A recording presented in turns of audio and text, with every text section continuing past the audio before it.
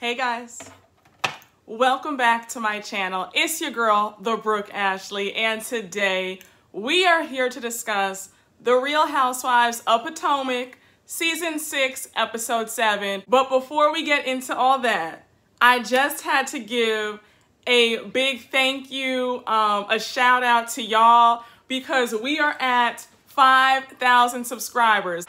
Oh, thank you, thank you, thank you. My God. This is a huge deal. Never in my wildest dreams when I started my channel 2 years ago did I think that we would be here today. If you've been rocking with me since day one, and I mean day one when like nobody was watching me, when I was just flapping my gums and I didn't even have all this, y'all just really means a lot. So we have come a mighty long way. And I say we because I would not be here without y'all. So again, thank you all so much. This just is everything. And you already know that we have to pop open a bottle of champagne. You know I have my favorite out. And to all the new subscribers, welcome. I hope you guys have a good time. We love to get down in the comments. We love to pop our champagne, okay? I am a champagne girl. All right, look at that. Ah, you can never go wrong with some champagne. Cheers, y'all. So good. Now, child, let's get into what y'all really came here for, and that is this recap. Wendy, yes, ma'am. Wendy, you did that. You gave me everything that I needed and then some. For everybody saying that Wendy was pressed and Wendy was bothered and Wendy was acting like a hit dog hollering, I just am not understanding that logic. So it's okay for somebody to tear you down and keep poking at you and spreading some rumors and not coming to you directly.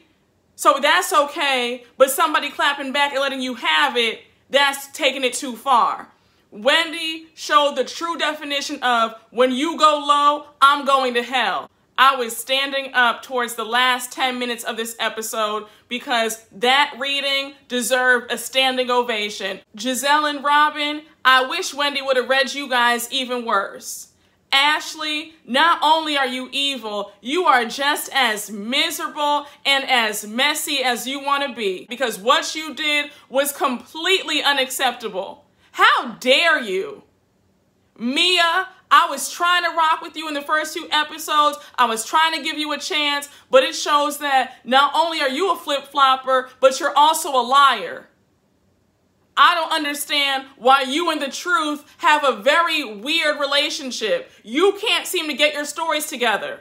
And Andy Cohen, please get a Scala, a champagne flute for next season. Mama is it. Her facial expressions in this episode, especially when Wendy was reading them down, I was screaming. I said, I like a Scala a lot. I like her fashions. I like her attitude. She seems level-headed, but she doesn't take any mess. I'm here for her. Get a Scala a full-time spot next season, please. We need more of her and less of a lot of these other ladies. But in any event, let's just jump right into this recap because we don't have a minute to spare. We start off the episode with Wendy, Karen, and a Scala riding in a golf cart to the main house. Remember how they're in the cottage, which is 5 minutes away. And that whole thing is an entire mess, okay? Like I told you guys in last week's recap, I would have been in a hotel, all right? You're not going to put me in a cottage and y'all are living in the lap of luxury with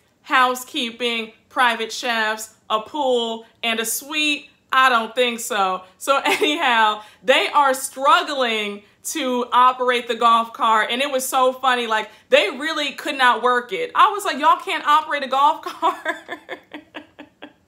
Just a mess. But they finally figure it out, and they are on their way to the main house. So now we flash on over to see Gizelle and Candiace. They're in the main house, of course, and they're in the kitchen.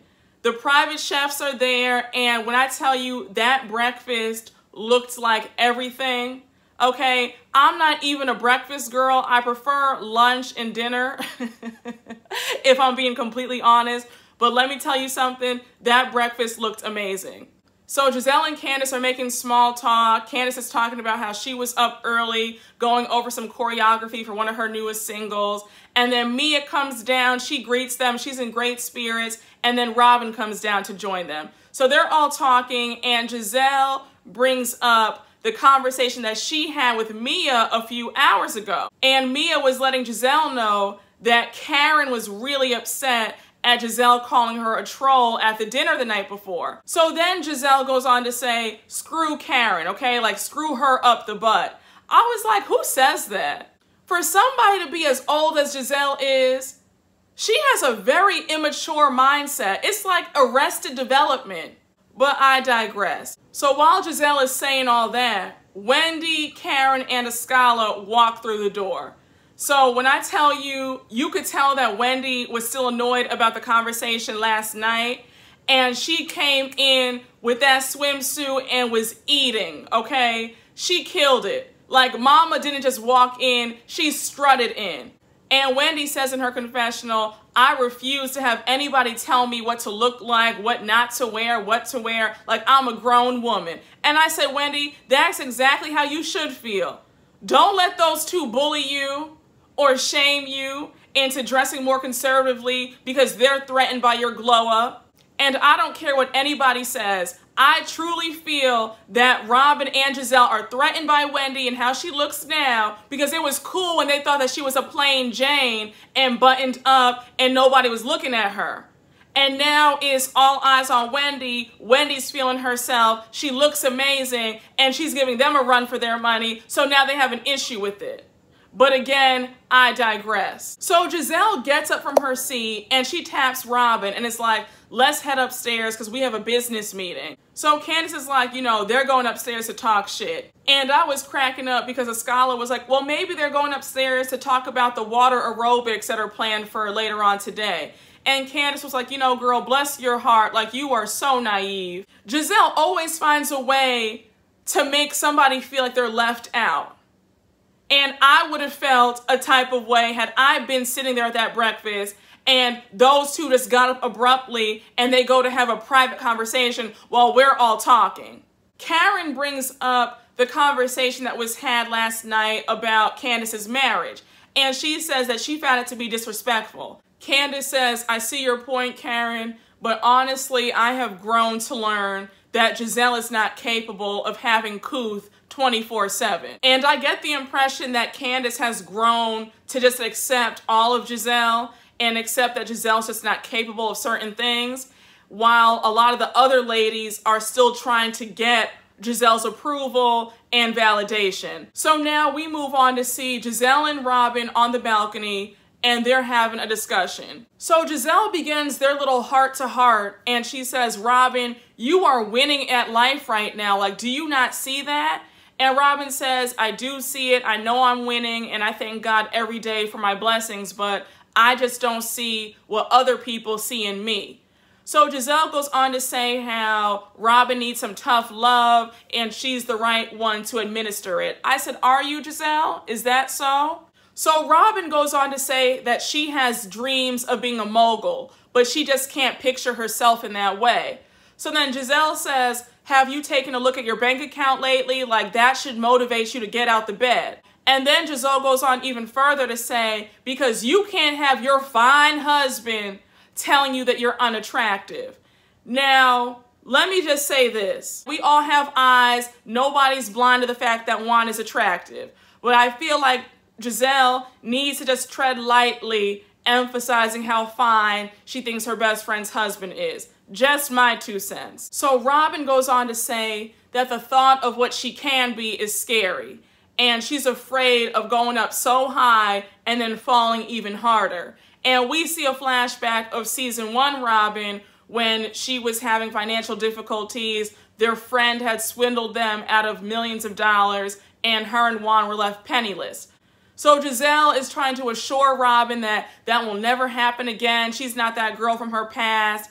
And Robyn is taking it all in, but you could tell that she's still fearful. So Robyn goes on to say how she needs help with her business. So Gizelle chimes in and says, yeah, girl, you need to build your brand. I said, and Gizelle, how would you know about building up a brand? Because if I remember, every hue is now defunct, right?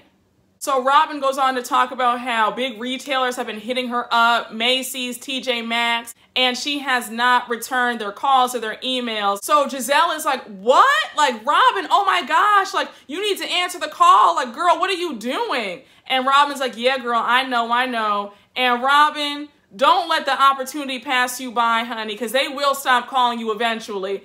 Answer the call.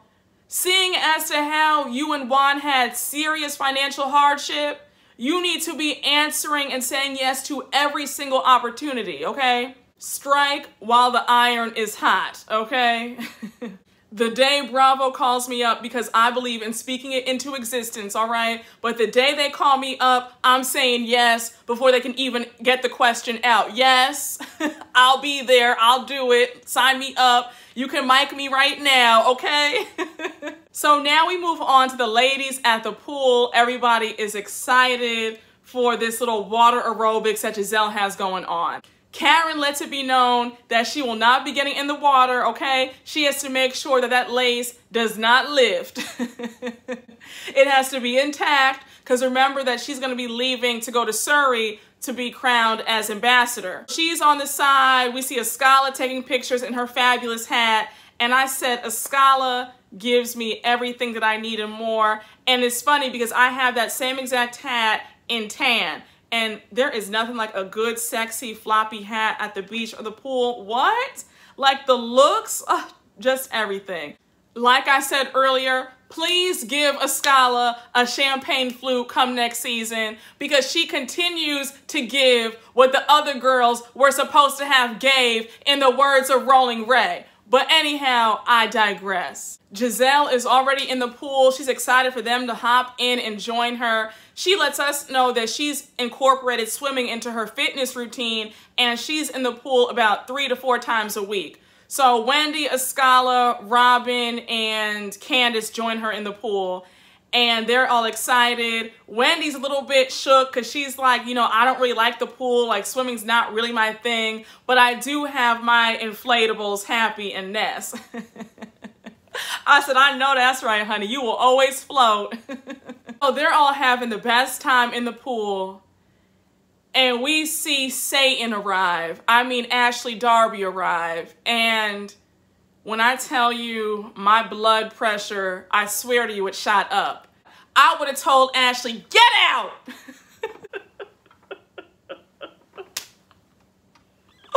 Y'all don't understand. I just find her to be so vile. That is a vile woman. So Ashley heads on over to the pool. She greets them, they greet her back. Ashley goes on to say that now, since she's a mother of 2, she feels like she can leave the nest and hang out with her girlfriends. And then she goes on to say that since she started eating her placenta in pill form, she feels all happy and joyful and warm inside, so it's working. Also, Bravo did not have to show us them boiling her placenta. I was like, we didn't need to see that. I was eating a snack, drinking some wine, and I was like, really? Like, we had to see that? I don't want to see that while I'm eating. So Ashley goes on over to Karen and Mia, because remember, they're sitting, they're not in the pool. Ashley starts asking them, like, how's the trip been so far? Have they been having a good time? Like, you know, what's tea? Fill me in. Karen goes on to talk about the dinner last night, how Gizelle was coming for everybody. And then she goes on to say, and you see my outfit today? So Karen had on this cover up. It was all red. And then she had thigh-high boots on. I just said, girl, you look so dumb with thigh-high boots at the pool. So anyhow, Karen goes on to say, this is my Wonder Woman outfit because I survived the attacks from Gizelle. So Ashley's just listening and she's laughing and she's like, oh Lord, like, do you think that you and Gizelle could ever just squash this beef that you guys have? And Karen goes on to say, well, until she apologizes to my kids because they are the ones who deserve an apology. I said, Karen, shut the entire F up. Your kids are not thinking about Gizelle and what she said 4 years ago. I don't like Gizelle. I don't like you. but fair is fair. Gizelle, for the last time, was not wishing death on Ray when she made that comment. You are reaching, Karen, and you know it. Enough. So while Karen and Ashley are talking, Mia is sitting right there and she says, I'm going to go in the pool for a minute. Like, I'll see you guys shortly. And it was so funny to me because it was like Mia never got in the pool. Mia literally took 2 steps and then was sitting at the edge of the pool and eavesdropping when Karen and Ashley were talking. I was like, girl, are you getting in the pool or not? So anyhow, Karen goes down the list of what happened at dinner. She's like, Gizelle went after Candiace's marriage. She went after Robyn. She went after me. She went after Wendy about her bodies. Ashley says, what? That doesn't sound like my friend. I was like, girl, shut up. You and Gizelle aren't really friends, honestly. It's more of like a flunky to the cool girl. That's really what it is. Gizelle thought that you were 10 types of a loser when you came on this show season 1. She wasn't feeling you at all. She was sitting up there calling Michael Crocodile Dundee. She was calling you all types of thought. Like, girl, she wasn't feeling you. She still doesn't really like you. She just tolerates you because you're willing to do her dirty work, like you did at the end of this episode. But let me not jump ahead. So everybody at this point gets out of the pool and they go back in the house to shower and change and get ready for lunch and the whiskey tasting. Gizelle decides to give Ashley a little tour of the house, and then they sit down to talk. So Ashley goes on to bring up what Karen told her at the pool and how Gizelle was attacking everybody at last night's dinner. Gizelle says that's not what happened whatsoever. All I did was address some of the changes regarding Wendy and how she went from professor and all buttoned up to now sexy hot mama. And it's like, girl, like what happened? So Ashley co-signs and agrees with what Gizelle is saying. And she's like, yeah, because last year being a professor was a major part of her identity. And now this shift, it's like, what's the underlying cause? Why is there so much concern regarding what Wendy chooses to do with her body? Y'all are bothered by it because truthfully, y'all feel upstaged by her because she really has it going on. And y'all really cannot take it. Y'all cannot take seeing Wendy get all this shine and all this attention. It is really eating you guys up inside. Ashley reveals that Wendy was crying to Karen about what happened at the dinner. And Gizelle's like, you know, I really don't care. Like, that's her own internal BS. That has nothing to do with me. It seems like Gizelle has no emotions other than to be messy and cause up misery in other people's lives. For you to be so uncaring about one of your friends being upset by what you said, that's an issue. So Gizelle fixes her raggedy mouth to say, maybe the rumors about Eddie are driving her to show that she's in a hot, sexy space. Like, maybe that's the reason for all this. So Gizelle goes on to ask Ashley if they should bring it up during lunch. I said, now you see how the dinner went last night. Why in your pea brain would you think it's a good idea to bring these rumors up in front of the group at lunch? Like, I'm just not understanding the mindset that Gizelle has. Like, I just don't get it. How can you be that stupid at your big age? So Ashley goes on to say she doesn't believe in the rumors either, but she does feel like there is a change in Wendy and how Wendy's interacting with the group. We move on to the next scene, and it's all the ladies arriving to the restaurant for lunch, except for Robyn. Robyn's going to be there later because she's still working. They're ordering their drinks, and Candiace is like, girls, slow down because we still have the whiskey tasting right after this, so let's not get too lit. So now Ashley goes on to ask about what happened at the dinner last night, and then Gizelle interjects and says, Wendy, like, girl, are we good? Like, is everything all right between us? Before we dissect this scene, let me just say, the gaslighting that Wendy faced at this table, I said absolutely not. They were really trying to spin it like Wendy was crazy, and that pissed me all the way off. You're not going to sit up here and diminish my feelings and what I experienced and tell me it didn't happen. So Wendy says, the comments that you made at that table last night really hurt my feelings, okay? And on top of that, I felt like you were body shaming me. So Gizelle has the audacity to say, that's your shit. And why are you putting your shit on me? Like, you know, you need to figure that out for yourself. So then Gizelle goes on to say, look, if I offended you, my bad. That wasn't my intention. So Wendy, like everybody else, was not feeling that half-assed apology. That wasn't even an apology. A real apology is, I'm sorry for hurting your feelings. I'll never do it again. You know, I hope we can be cool. Or I apologize. That was not my intention. You know, please forgive me, whatever. You negated the apology when you used the word if. If I offended you is not an apology. If you took it the wrong way, that's not an apology. You were better off saying, I said what I said, it is what it is, and I'm doubling down on what I said. Because what you did, that was not an apology whatsoever. So now Ashley jumps in and says, is it true that you cried this morning to Karen? I said, girl, how dare you? Like, Ashley, you weren't even there. You missed all this. So why are you, one, bringing this up? And two, why are you sitting here interrogating Wendy like you were there? Wendy goes on to say, yes, I did cry. Like, I was really upset. And Karen really poured into me. So then her and Karen share a moment. They're holding hands. Karen's like, you know, I would do it again. I said, now, Karen, this is real rich coming from you. Because while it's commendable that now you're being sweet to Wendy, I haven't forgotten how you treated her last year. You treated Wendy like you thought she was a reject last season, okay? Everybody at the table was looking like, girl, really? Are we really doing this? And you know, Candiace was like, okay, girl, like, you know, hopefully she doesn't backstab you the way she did to me. But yeah, all of this, Karen is so sweet to you, like that will change real quick. Gizelle even says in her confessional, Wendy, Karen don't even like you, okay? Like, she's just using you, and Candiace fell into the same mother goose trap too. Like, try it if you want to. Now, I can't stand Gizelle, and rarely do I agree with her, but I did agree with her in that instance. So Robyn finally arrives, and she's like, what did I miss? I was like, girl, you missed a whole lot.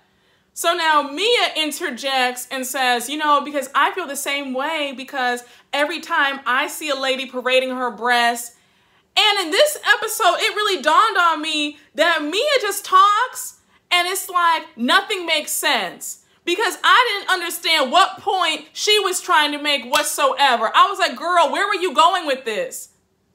Mia has also shown that not only is she a liar, but she's also a flip-flopper. She doesn't know whose side she wants to be on. So Wendy's getting really upset, and then Ashley interjects and is like, Wendy, you're missing the point of the conversation, okay? Like, you're always parading your breast around like it is what it is. Like, just take what we're saying like it's the truth. I said, again, Ashley, shut the F up. You weren't at the table last night. You should have nothing to say about anything. And you can say what you want, but Candiace is the wittiest one in that group.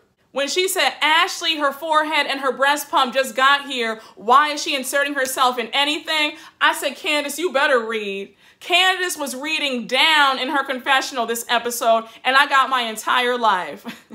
So Robyn interjects and has the nerve to say, it's a difficult truth, and it's obvious that some people just can't hear what other people are observing.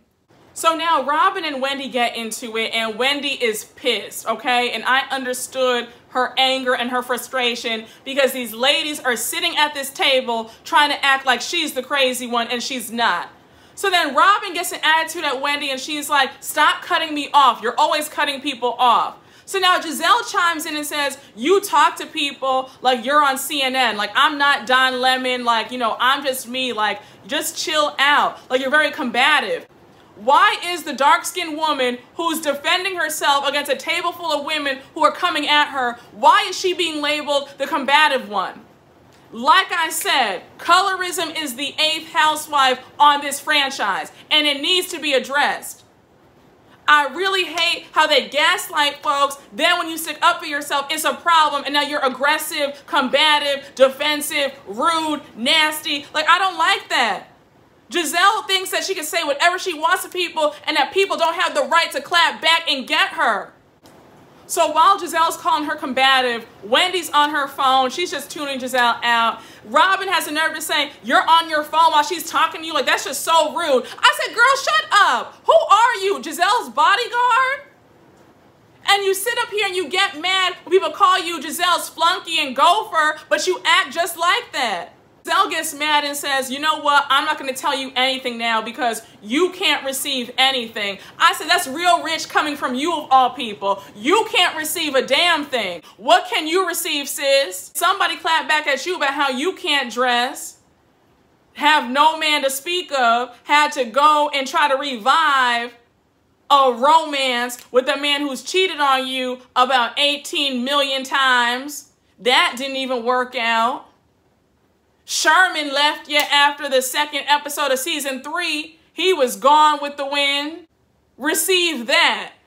Mia hops her silly behind back in the conversation and says, and you know, you had a whole thong out when we were on the bus ride to Williamsburg. I said, girl, it was a bodysuit. So Wendy's shocked at what Mia's saying to her. She's like, okay, hold up, wait a minute. Like, I have never judged you for your past about being a stripper. So I'm really surprised that you of all people is trying to come for me about my attire. So then Mia says, first of all, I wasn't a stripper, I was an entertainer, and I was an entertainer at a restaurant that served steak and lobster. So we flash back to the footage and we see Mia clearly saying in episode, I think 2 or 3, that she was a stripper.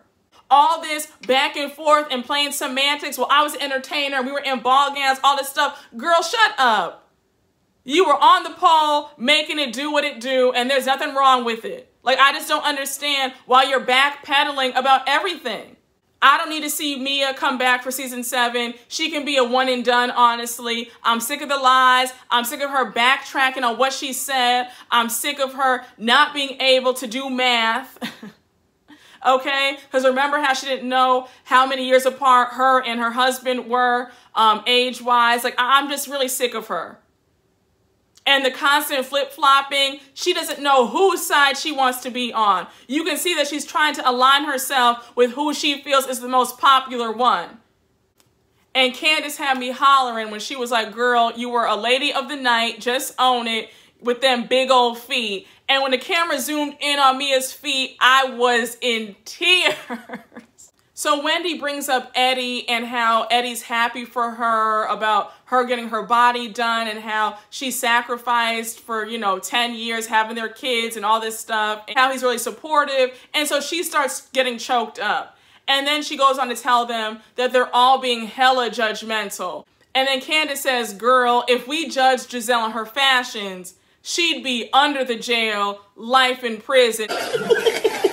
You know what? This is too much. I said, Candiace, you better say that. Like, Gizelle's fashions, absolutely not.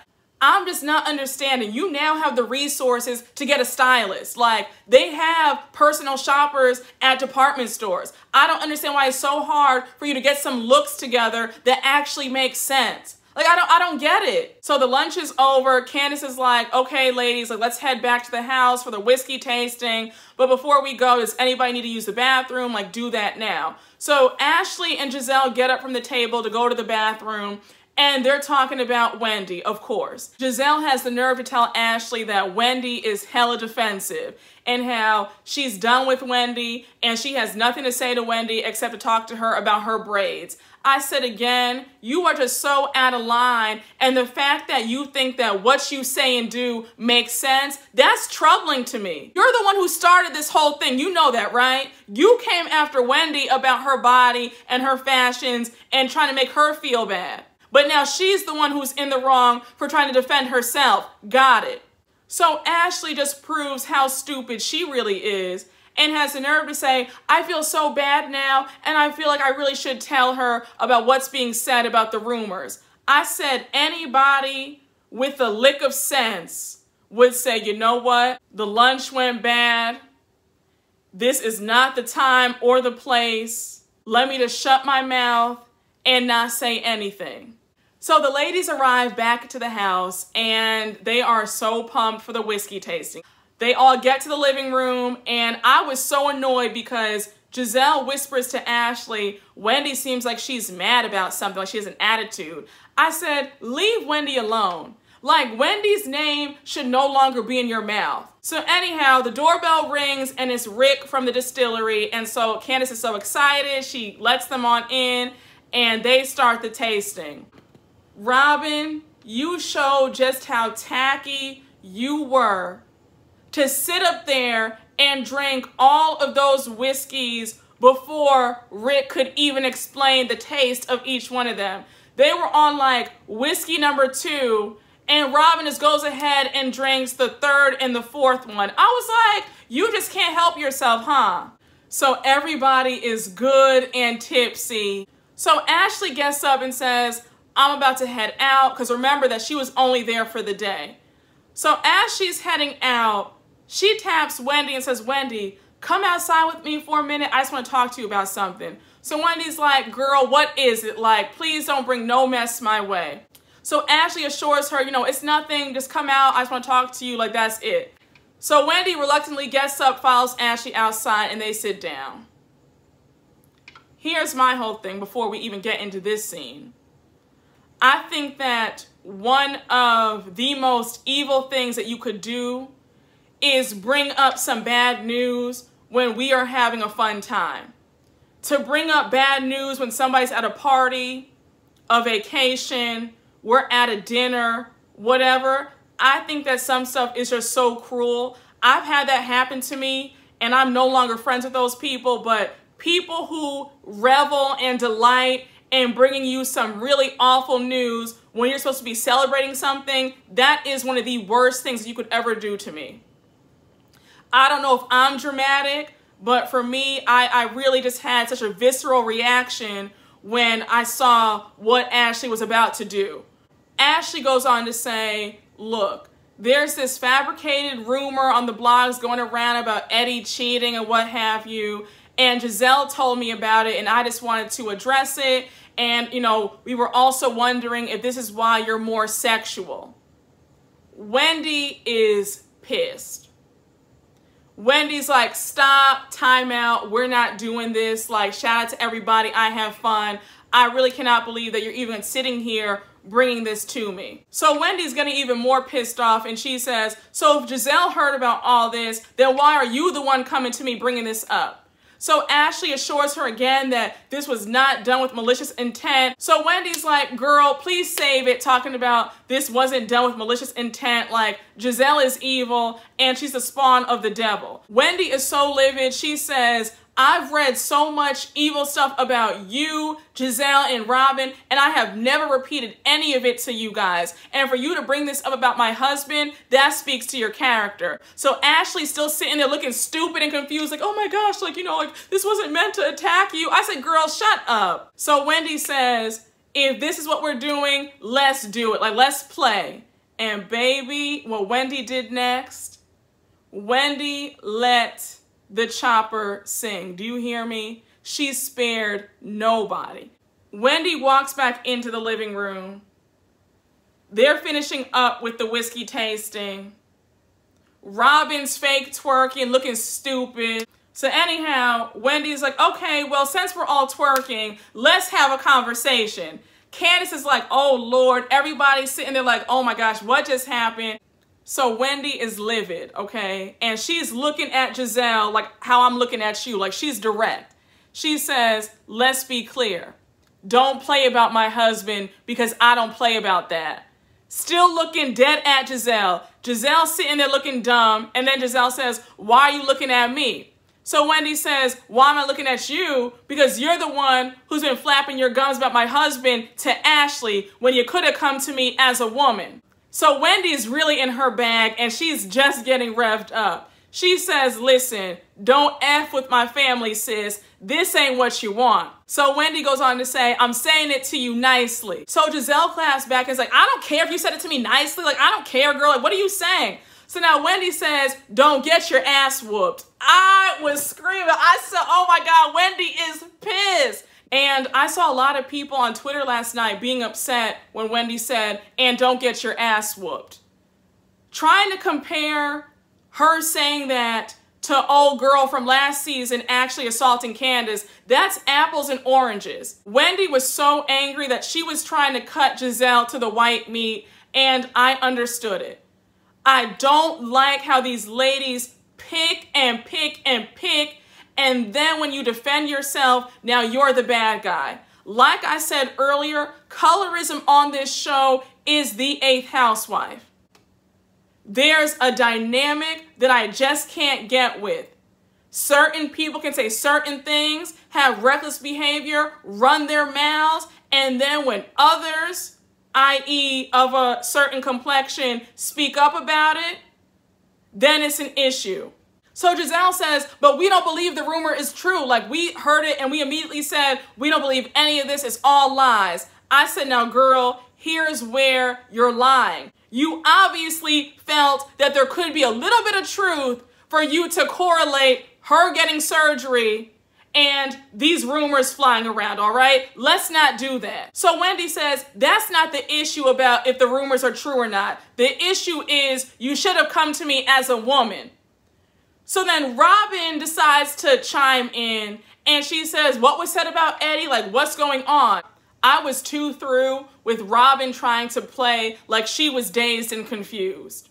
You were sitting up there having a cute little kiki with your friend the night before talking about the rumors. So why are you pretending like you don't know what's being said about Eddie? When we clearly see you on camera having a conversation with Gizelle about what's going on in the blogs. I was just too done. Like, Robyn, you think that we're dumb. You're really trying to play the audience like we're stupid. I just don't understand, like, what goes on in y'all's brains. Wendy and Robyn get into it. Robyn sitting up there trying to mock Wendy and doing some stupid little voice. I said, Robyn, you look like a true idiot. Like, please stop. So Ashley says, I don't take these things seriously. And again, I'm really sorry if you feel like I'm attacking your family because that was never my intention. I said, Ashley, you really are sorry. You are one of the sorriest human beings. You are the sorriest person on this cast. Please don't offer up any fake apology to me after you have knowingly came into a situation and tried to intentionally hurt me and then pretend like that wasn't your intention. That was. You hit the mark, honey. You hit a bullseye. You got the reaction from Wendy that you secretly wanted. There was no reason for you to bring this up on a vacation, especially since you were only there for the day. You wreaked that much havoc in a, I don't know, 6-7 hour period. You should really be horsewhipped. Like, that was just so evil to me. So Wendy goes on to say that Gizelle does not understand parameters because she doesn't have a relationship that holds water. She goes on to further say, the life you're living now is payback for all the bullshit you've ever done. And this is God's way of paying you back. So everybody's like, Lord have mercy. Like, she really went there. So Wendy gets up. She's trying to cool herself down, child. She is livid. She goes on to say in her confessional that Gizelle is attacking her marriage because Gizelle is miserable and misery loves company, which is very true.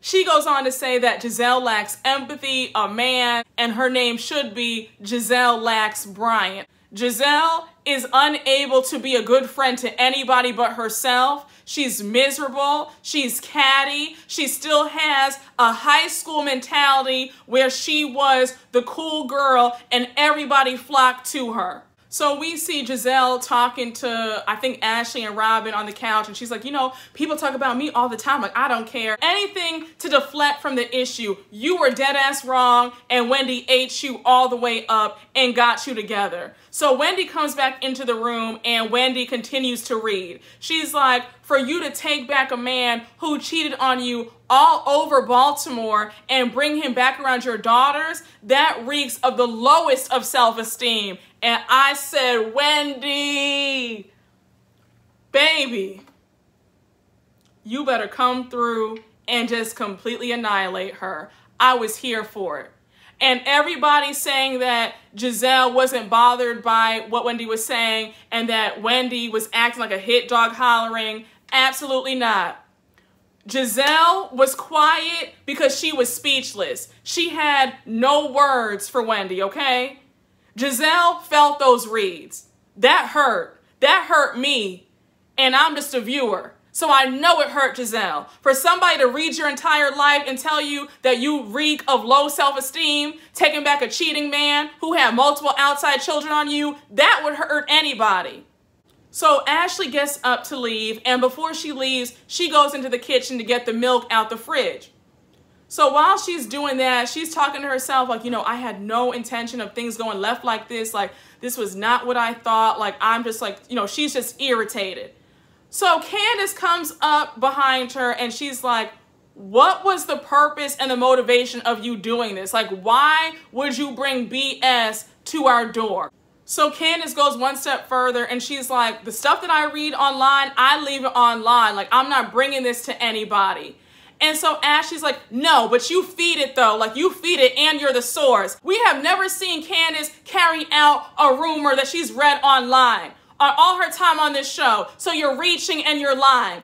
Just own the fact that you did an evil thing and it backfired on you because Wendy didn't take it laying down. That was just so evil of you to sit up there and bring your sorry, narrow behind into that house for a few hours and turn everything upside down. You had no right saying anything about anything. Let Gizelle do it if Gizelle was so concerned. You did that to be messy because you enjoy keeping up mess and ruining other people's lives because you know that Michael's cheating on you, so you hope that somebody else is getting cheated on too. I was so happy when Candiace kicked you out. I said, Candiace, this was a long time coming. Honestly, I wouldn't have let her in the house when she got there. And Candiace was nicer than me the way she threw her out. I would have thrown her stuff out on the lawn. And don't you ever come back. Don't come anywhere near me, honestly. That woman is vile. And for her to play dumb and act like, oh, you know, I just didn't know it was going to happen. Like, I'm just sorry. This wasn't my intention. Quiet as it's kept. You need to be off this show. I don't understand how you and Michael are still on this show with all the stuff that Michael's done to producers and cameramen. If this were anybody else on the show, they would have been fired. But he's still on the show and you're still there too. Can't stand you. Ashley finally gets the F out and hallelujah, won't he do it? So Wendy's like miserable ass, like she's clearly not eating enough placenta. And I said the same thing because happy people don't do miserable things like this. So now Mia, of course, has to ask a question because she is just determined to get some sort of screen time. So she says, well, would you have been mad if Gizelle had brought this to you? Wendy says no, because I would have seen where she was coming from. But her doing all this was messy as all hell. So now Wendy tells Gizelle, like, girl, and by the way, I know that you want to F my husband because he looks like Idris Elba. Now, Wendy, I love you to death. Eddie is very attractive, very handsome, seems like a nice guy, seems like a good husband to you. But him and Idris Elba don't favor, so I don't know where you got that from. It felt like a reach, and that's no shade. They just don't favor. Like, I don't see the resemblance, but I was like, okay, girl, like, just calm down. Gizelle is just sitting there, and she's flabbergasted. She's like, look, this has gone all the way left. Like, I'm just going to ignore it. So now we see Karen in her confessional saying, all of us heard and saw the rumors, but only one of us said something about it. Like, what does that say? And Karen's absolutely right. If you are a friend to somebody, you're not going to bring something up that's going to hurt them.